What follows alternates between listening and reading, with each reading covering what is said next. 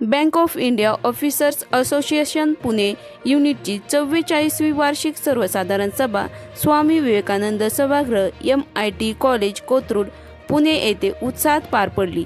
या प्रसंगी उपस्थित नेतृत्वाकडून बँकिंग क्षेत्रातील अधिकारी संघटनेच्या चळवळीचा इतिहास आणि त्यांची वर्तमान काळातील गरज, बँकिंग क्षेत्रातील मानव संसाधन व्यवस्थापनाची निकड, नवीन तंत्रज्ञानामुळे निर्माण झालेली आव्हाने आणि त्यांचे सक्षमपणे निराकरण, तसेच ग्राहक सेवा, बँक अधिकाऱ्यापुढील आव्हाने आणि बँक कर्मचारी सुरक्षेविषयीचे धोरणे अशा विविध विषयावर चर्चा झाली। आज ही आमची बँक ऑफ इंडिया ऑफिसर असोसिएशनची 44th जनरल बॉडी मीटिंग होती।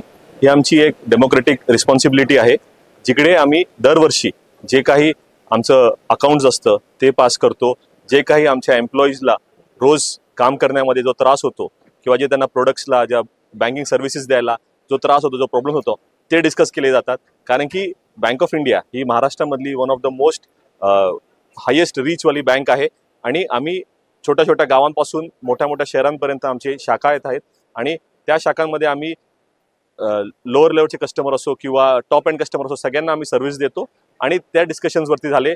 प्लस आमच्या एम्प्लॉईजच्या सर्व्हिस कंडिशन्सवरती, वर्किंग कंडिशन्सवरती डिस्कशन झालं। ओल्ड पेन्शन स्कीमसाठी न्यू पेन्शन स्कीममध्ये जे मॉडिफिकेशन्स आहेत त्याच्यावरती डिस्कशन झालं। प्लस सॅलरी रिव्हिजन, 5 डे बँकिंगवरती पण डिस्कशन झालं।